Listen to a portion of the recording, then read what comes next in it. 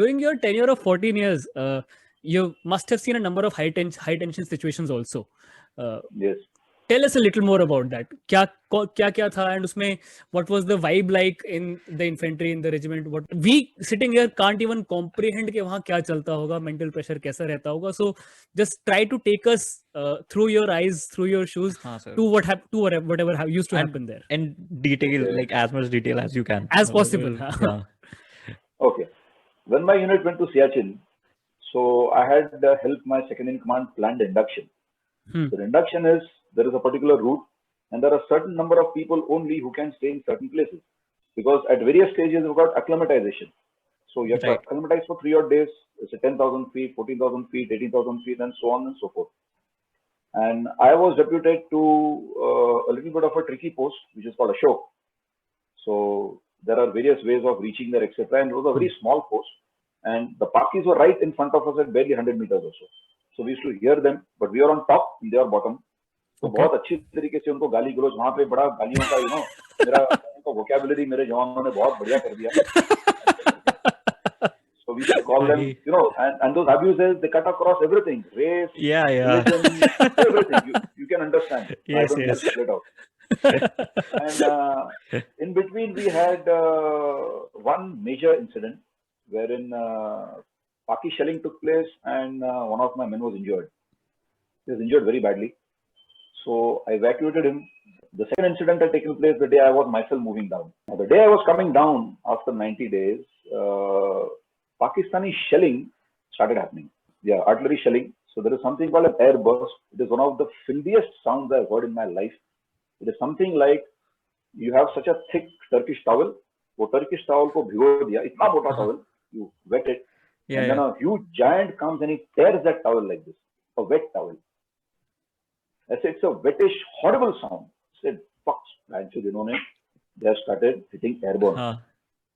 So there's an air burst, and one of my jawans suddenly spun. You see how fresh the memory is. This happened on 20, August, September, October. This happened sometime on 27th or 26th October 1997. But the memory is like it is yesterday. Yes. Okay. एकदम मुड़ गया, किताब लग गया, ऐसे कुछ लगा नहीं है, वो शेलिंग वेलिंग चल रहा है, तो चिंता मत कर, वो इधर उधर जा रहा है, ठीक है ना, हम नीचे जाएंगे अभी. And I found that his shirt was poking out like this, ऐसे करके. ये क्या है? When I touched it, he shouted. Then I found that a splinter had come from behind, gone through and got stuck, and it's poking out from beneath his ribs. And he was bleeding like a bloody stuck pig. Blood flow coming down into his trouser, going down, पूरा कपड़ा वड़ा पहना करके going to his boot and coming out. And that night that day I'll not forget very easily. So we started moving out at around 12:31, and at places through chest deep snow, we took him till one particular place, and we reached that place around 9 at night. So it took us 9.5 hours. Being physically tired, physically exhausted, fatigued, कि साला भी बैठ करके जो सो जाना है, that is normal. When your mind gets fatigued, you don't want to bloody think now. Your mind wants some respite because of the burden of responsibility. That was one or two of those times when my mind was also tired. कि बहुत हो गया अभी. Later on, we came to know there were two splinters. One splinter went off, the other got stuck here. It had missed everything major. And when you're sitting on the stretcher, we are pulling him. It was a ski-based stretcher. I was slapping him on the face. तो motherchod मरेगा ना? मैं ऊपर आकर के तेरे पीछे लगूंगा. You will not fucking die on me here. You will not die. Whatever comes, जो भी कुछ हो जाए, heart fail हो जाए, जो भी, you will not fucking die. थप्पड़ मार के, because if he starts falling asleep, then it's endgame. And it becomes very difficult to resuscitate him. So because of the grace of the Almighty, we were able to take him there. Next morning, early morning, one of the officers there whom I knew, he was a helicopter pilot. I told him, sir, if you don't come, this man will die. He said, कैसा मरेगा बंचो देखते हैं, इतना आसान नहीं है मरना. Don't worry, I'll be there. He broke 10-15 regulations and he took off in darkness. Helicopter, he took off in darkness, just extremely experienced pilot. He landed there.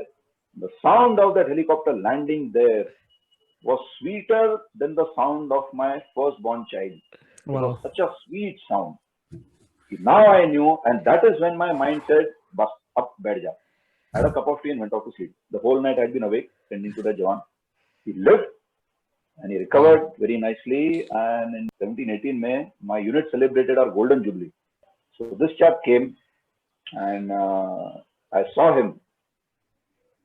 So he. Sorry. I remember that time. Yeah. He hugged me like this, like brothers. And the junior jawans were saying कि ये साहब कौन है, आधा गंजा हो गया है, मोटरसाइकिल पे आ गया है.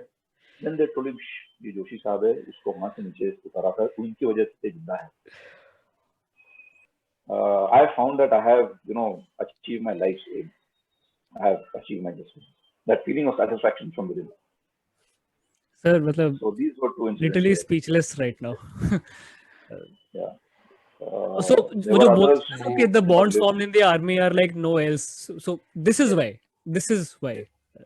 You practically live and die for each other. So इससे strong bonds फिर कैसे बन सकते हैं कहीं और?